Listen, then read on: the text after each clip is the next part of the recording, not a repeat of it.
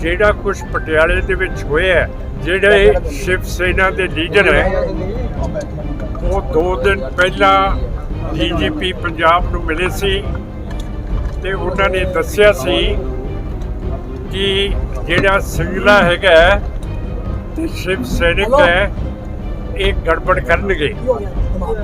ਫਿਰ ਸਰਕਾਰ ਨੇ ਕਿਉਂ ਨਹੀਂ ਐਕਸ਼ਨ ਲਿਆ? ਮੈਂ ਇਹ ਵੀ ਪੁੱਛਣਾ ਚਾਹੁੰਦਾ ਕਿ ਹੋਮ ਸੈਕਟਰੀ ਮਿਸਟਰ ਭੱਲੇ ਨੇ ਤੇ ਹੋਮ ਮਿਨਿਸਟਰ ਅਮਿਤ ਸ਼ਾਹ ਜੀ ਨੇ ਸਿੰਗਲੇ ਨੂੰ 10 ਗਨਮੈਨ ਕਾਹਦੇ ਲਈ ਦਿੱਤੇ ਸੀ? ਜੋ ਕਰਕੇ ਉਹ ਸ਼ੈਤਾਨ ਦੀ ਡਿਊਟੀ ਹੈ ਤੇ ਉਹ ਜੜ ਹੈ ਇਸ ਫਸਾਦ ਦੀ। ਅਜੇ ਤੱਕ ਉਹਦੇ ਖਿਲਾਫ ਤੇ ਜਿਨ੍ਹਾਂ ਨੇ ਗੜਬੜ ਕੀਤੀ ਹੈ ਉਹ ਕਿਉਂ ਨਹੀਂ ਫੜੇ ਗਏ? ਔਰ ਸਿਰਫ ਇੱਕ ਤਰਫ ਕਾਰਵਾਈ ਹੋ ਰਹੀ ਹੈ ਕਿ ਸਿੱਖਾਂ ਨੂੰ ਫੜਿਆ ਜਾ ਰਿਹਾ ਹੈ। ਇਹ ਬਿਲਕੁਲ ਗੌਰਮੈਂਟ ਦੀ ਜਿਹੜੀ ਪਾਲਿਸੀ ਹੈ ਇਹ ਘੱਟ ਗਿਣਤੀਆਂ ਦੇ ਖਿਲਾਫ ਹੈਗੀ ਹੈ। ਜਿੰਨਾ ਚਿਰ ਮੈਂ ਨੌਕਰੀ ਕੀਤੀ IPS ਦੀ, ਮੈਂ ਤੁਹਾਡੇ ਤਿਰੰਗੇ ਨੂੰ ਸਲੂਟ ਕਰਦਾ ਰਿਹਾ, ਪਰ ਮੇਰੇ ਮਨ ਦੇ ਵਿੱਚ ਹਮੇਸ਼ਾ ਸ਼ੱਕ ਪਿਆ ਹੈ ਕਿ ਇਹ ਤਿਰੰਗੇ ਝੰਡੇ ਦੇ ਵਿੱਚ ਸਿੱਖਾਂ ਦੀ ਨੁਮਾਇੰਦਗੀ ਤਾਂ ਹੈ ਨਹੀਂ ਗੀ।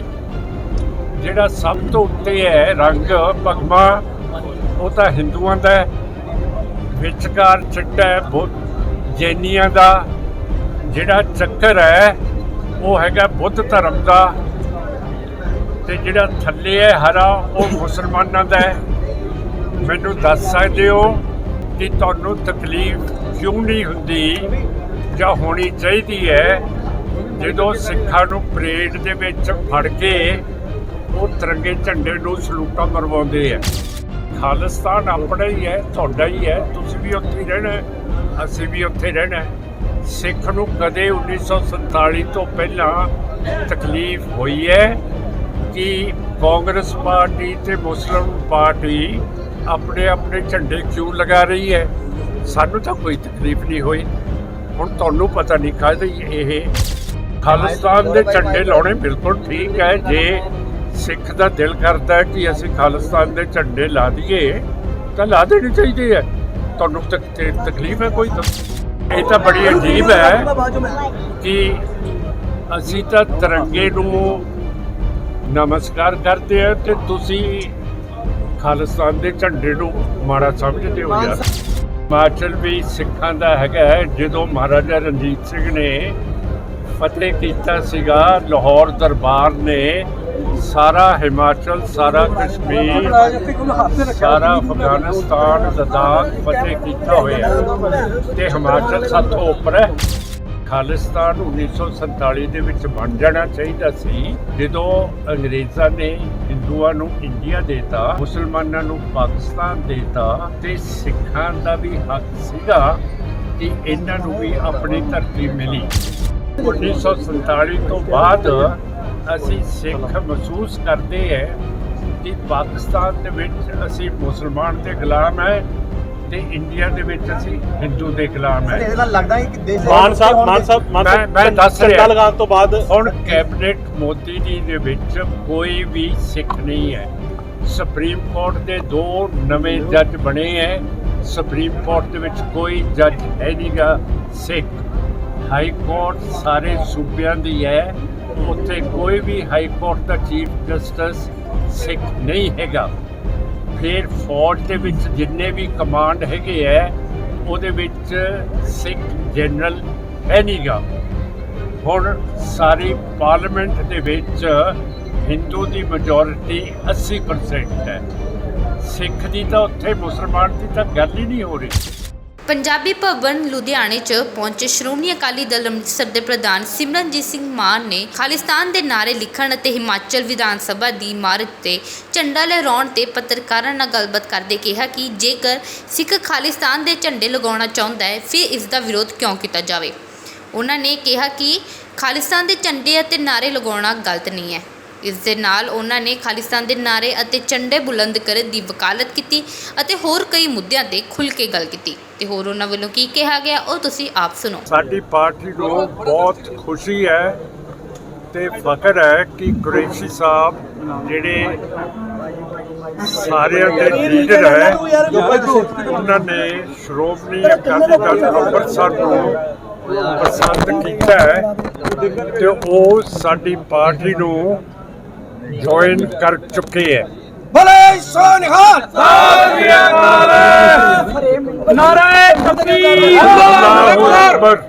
ਮੇਰੇ ਤੋਂ ਲੈ ਲਈ ਬਾਈਟ। ਸੋ ਸਾਨੂੰ ਬਹੁਤ ਖੁਸ਼ੀ ਹੈ ਤੇ ਤੁਹਾਨੂੰ ਪ੍ਰੈਸ ਨੂੰ ਵੀ ਬਹੁਤ ਖੁਸ਼ੀ ਹੋਣੀ ਚਾਹੀਦੀ ਹੈ ਕਿ ਇੱਕ ਵੱਡੀ ਸਿੱਖਾਂ ਦੀ ਪਾਰਟੀ ਦੇ ਵਿੱਚ ਏਡੇ ਵੱਡੇ ਕਿਰਦਾਰ ਵਾਲੇ ਮੁਸਲਮਾਨ ਲੀਡਰ ਉਹਦੇ ਵਿੱਚ ਸ਼ਾਮਲ ਹੋਏ ਹੈ।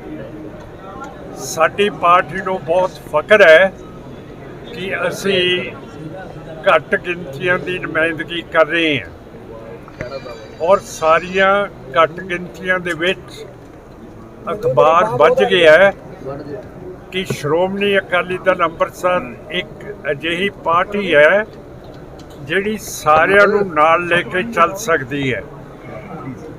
ਇਸ ਕਰਕੇ ਸਾਨੂੰ ਬੜੀ ਖੁਸ਼ੀ ਹੈ ਕਿ ਚੀਮਾ ਸਾਹਿਬ ਜਿਹੜੇ ਸਾਡੇ ਪ੍ਰਧਾਨ ਹੈ ਇਸ ਜ਼ਿਲ੍ਹੇ ਦੇ, ਉਹਨਾਂ ਨੇ ਬਹੁਤ ਮਿਹਨਤ ਕੀਤੀ ਹੈ ਤੇ ਮੇਰੇ ਨਾਲ ਬੈਠੇ ਹੈ ਜਸਕਰਨ ਸਿੰਘ ਜੀ, ਸਾਡੇ ਜਨਰਲ ਸੈਕਟਰੀ ਤੇ ਕਿਸਾਨ ਯੂਨੀਅਨ ਦੇ ਪ੍ਰਧਾਨ।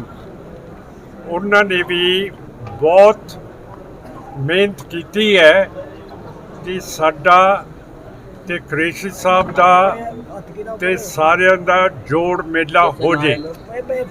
ਸੋ ਇਹ ਸਾਨੂੰ ਬਹੁਤ ਬਹੁਤ ਭਾਰੀ ਖੁਸ਼ੀ ਹੋਈ ਹੈ ਤੇ ਮੈਂ ਸਾਰਿਆਂ ਨੂੰ ਮੁਬਾਰਕ ਦਿੰਦਾ ਕਿ ਸ਼੍ਰੋਮਣੀ ਅਕਾਲੀ ਦਲ ਅੰਮ੍ਰਿਤਸਰ ਦੇ ਵਿੱਚ ਇਹੋ ਜਿਹੇ ਕੁਰਬਾਨੀ ਵਾਲੇ,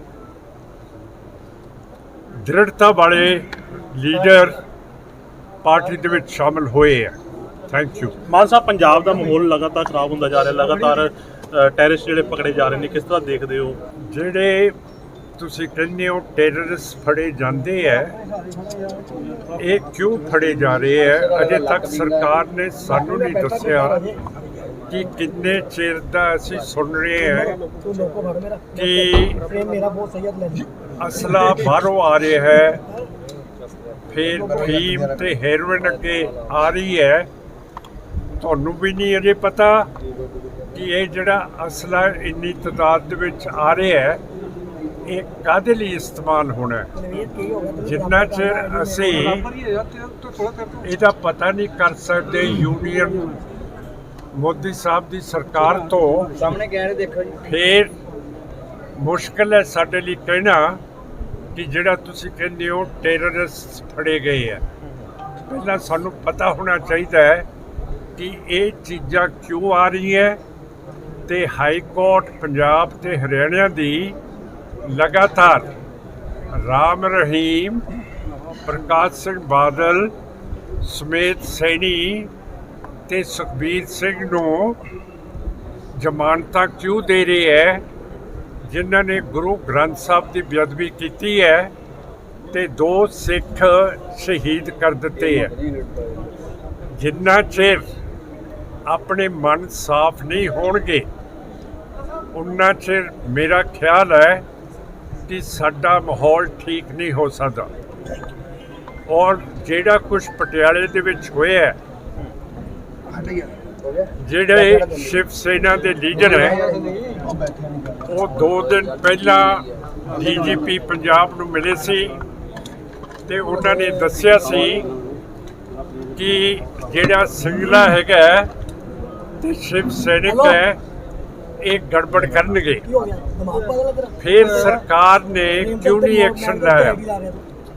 ਫਿਰ ਮੈਂ ਇਹ ਵੀ ਪੁੱਛਣਾ ਚਾਹੁੰਦਾ ਹਾਂ ਕਿ ਹੋਮ ਸੈਕਟਰੀ ਮਿਸਟਰ ਭੱਲੇ ਨੇ ਤੇ ਹੋਮ ਮਿਨਿਸਟਰ ਅਮਿਤ ਸ਼ਾਹ ਜੀ ਨੇ ਸਿੰਗਲੇ ਨੂੰ 10 ਗਨਮੈਨ ਕਾਹਦੇ ਲਈ ਦਿੱਤੇ ਸੀ?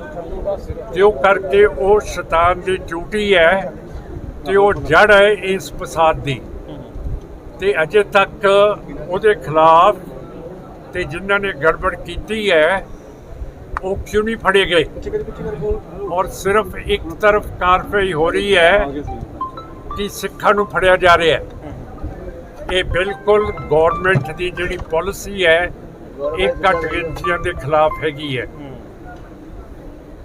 ਮਾਨ ਸਾਹਿਬ ਇੱਕ ਸਵਾਲ ਹੋਰ ਵੱਡਾ ਹੈ ਹਾਂ।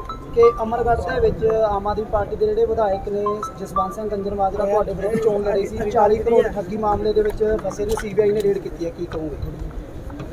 ਚਲੋ ਇਹ ਉਹਦੇ ਬਾਰੇ ਮੈਂ ਚੰਗਾ ਨਹੀਂ ਲੱਗਦਾ, ਕਿਉਂ ਕਰਕੇ ਮੈਂ ਉਹਦਾ ਮੁਖਾਲਫ ਐਮਐਲਏ ਲਈ ਖੜਾ ਸੀ, ਪਰ ਇਹ ਸਾਰੀ ਜਿੱਤ ਜਿਹੜੀ ਆਮ ਪਾਰਟੀ ਦੀ ਹੋਈ ਹੈ ਇਹ ਬੀਜੇਪੀ ਤੇ ਆਰਐਸਐਸ ਦੇ ਬੋਲਦੇ ਕਾਨੂੰ ਪਏ ਯਾਰ ਹੱਥ ਦੇ ਵਿੱਚ ਈਵੀਐਮ ਮਸ਼ੀਨਾਂ ਹੈਗੀਆਂ ਤੇ ਈਵੀਐਮ ਮਸ਼ੀਨਾਂ ਦੇ ਨਾਲ ਇਹ ਸਾਰੇ ਐਮਐਲਏ ਜਿਤਾਏ ਗਏ ਹੈ।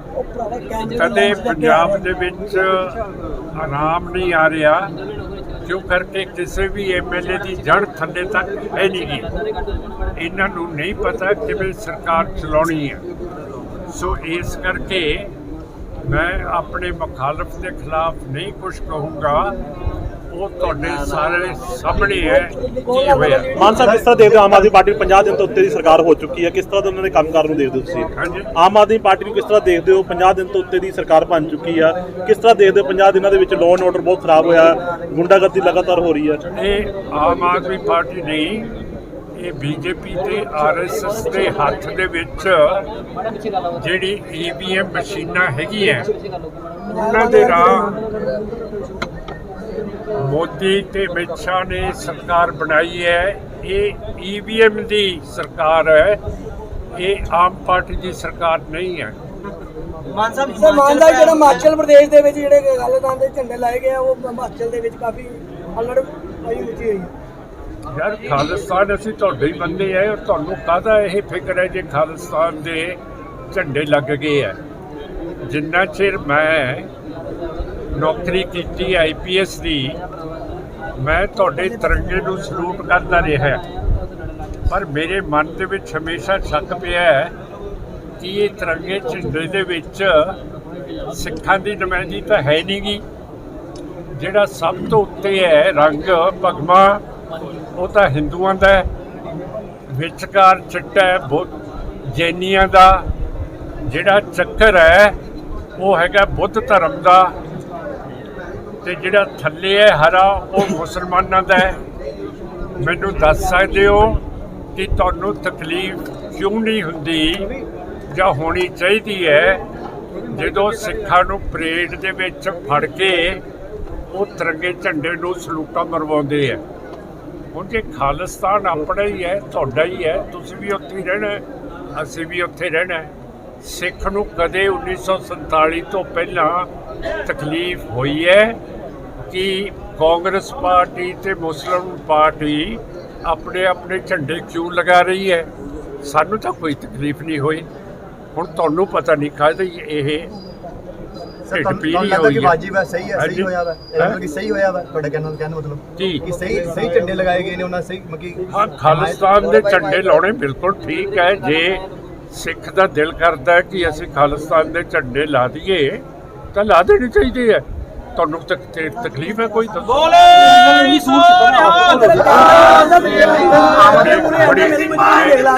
ਇਹ ਤਾਂ ਬੜੀ ਅਜੀਬ ਹੈ ਕਿ ਅਸੀਂ ਤਾਂ ਤਿਰੰਗੇ ਨੂੰ ਨਮਸਕਾਰ ਕਰਦੇ ਹਾਂ ਤੇ ਤੁਸੀਂ ਖਾਲਿਸਤਾਨ ਦੇ ਝੰਡੇ ਨੂੰ ਮਾੜਾ ਸਮਝਦੇ ਹੋ ਮਾਨ ਯਾਰ। ਸਾਹਿਬ ਹਿਮਾਚਲ ਪ੍ਰਦੇਸ਼ ਵਿੱਚ ਝੰਡਾ ਲੱਗਾ, ਜੇ ਪੰਜਾਬ ਡਿਮਾਂਡ ਹੈ ਖਾਲਿਸਤਾਨ ਦੀ, ਹਿਮਾਚਲ ਚ ਲਾਇਆ ਉਹ ਗਿਆ। ਹਿਮਾਚਲ ਵੀ ਸਿੱਖਾਂ ਦਾ ਹੈਗਾ। ਜਦੋਂ ਮਹਾਰਾਜਾ ਰਣਜੀਤ ਸਿੰਘ ਨੇ ਫਤਿਹ ਕੀਤਾ ਸੀਗਾ, ਲਾਹੌਰ ਦਰਬਾਰ ਨੇ ਸਾਰਾ ਹਿਮਾਚਲ, ਸਾਰਾ ਕਸ਼ਮੀਰ, ਸਾਰਾ ਅਫਗਾਨਿਸਤਾਨ, ਲੱਦਾਖ ਫਤਿਹ ਕੀਤਾ ਹੋਇਆ ਤੇ ਹਿਮਾਚਲ ਸਭ ਤੋਂ ਉੱਪਰ ਹੈ, ਉਹ ਵੀ ਸਾਡਾ ਹੈਗਾ। ਪਤਵੰਤ ਸਿੰਘ ਪੰਨੂ ਦਾ ਬਿਆਨ ਆਇਆ ਕਿ ਹਰਿਆਣਾ ਵੀ ਇਹਦੇ ਵਿੱਚ ਰਹੂਗਾ।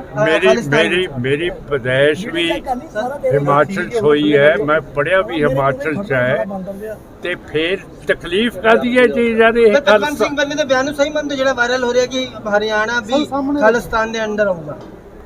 ਸਾਹਮਣੇ ਕਹਿਣ ਮੇਰਾ ਮਤਲਬ ਹੈ ਕਿ ਤੁਸੀਂ ਮੇਰੇ ਨਾਲ ਗੱਲਬਾਤ ਕਰੋ ਲੌਜਿਕਲੀ ਕਿ ਖਾਲਿਸਤਾਨ 1947 ਦੇ ਵਿੱਚ ਬਣ ਜਾਣਾ ਚਾਹੀਦਾ ਸੀ, ਤੇ ਜਦੋਂ ਅੰਗਰੇਜ਼ਾਂ ਨੇ ਹਿੰਦੂਆਂ ਨੂੰ ਇੰਡੀਆ ਦੇਤਾ ਮੁਸਲਮਾਨਾਂ ਨੂੰ ਪਾਕਿਸਤਾਨ ਦੇਤਾ ਤੇ ਸਿੱਖਾਂ ਦਾ ਵੀ ਹੱਕ ਸੀਗਾ ਕਿ ਇਹਨਾਂ ਨੂੰ ਵੀ ਆਪਣੀ ਧਰਤੀ ਮਿਲੀ। ਸਰ ਸਾਹਮਣੇ 1947 ਤੋਂ ਬਾਅਦ ਅਸੀਂ ਸਿੱਖ ਮਹਿਸੂਸ ਕਰਦੇ ਹੈ ਕਿ ਪਾਕਿਸਤਾਨ ਦੇ ਵਿੱਚ ਅਸੀਂ ਮੁਸਲਮਾਨ ਦੇ ਗੁਲਾਮ ਹੈ ਤੇ ਇੰਡੀਆ ਦੇ ਵਿੱਚ ਅਸੀਂ ਹਿੰਦੂ ਦੇ ਗੁਲਾਮ ਸਰ ਹੈ। ਇਹਦੇ ਨਾਲ ਲੱਗਦਾ ਹੈ ਕਿ ਦੇਸ਼ ਮੈਂ ਦੱਸ ਰਿਹਾ। ਝੰਡਾ ਲਗਾਉਣ ਤੋਂ ਬਾਅਦ ਹੁਣ ਕੈਬਨਿਟ ਮੋਦੀ ਜੀ ਦੇ ਵਿੱਚ ਕੋਈ ਵੀ ਸਿੱਖ ਨਹੀਂ ਹੈ। ਸੁਪਰੀਮ ਕੋਰਟ ਦੇ 2 ਨਵੇਂ ਜੱਜ ਬਣੇ ਹੈ। ਸੁਪਰੀਮ ਕੋਰਟ ਦੇ ਵਿੱਚ ਕੋਈ ਜੱਜ ਹੈ ਨਹੀਂਗਾ ਸਿੱਖ। ਹਾਈ ਕੋਰਟ ਸਾਰੇ ਸੂਬਿਆਂ ਦੀ ਹੈ, ਉੱਥੇ ਕੋਈ ਵੀ ਹਾਈ ਕੋਰਟ ਦਾ ਚੀਫ ਜਸਟਿਸ ਸਿੱਖ ਨਹੀਂ ਹੈਗਾ।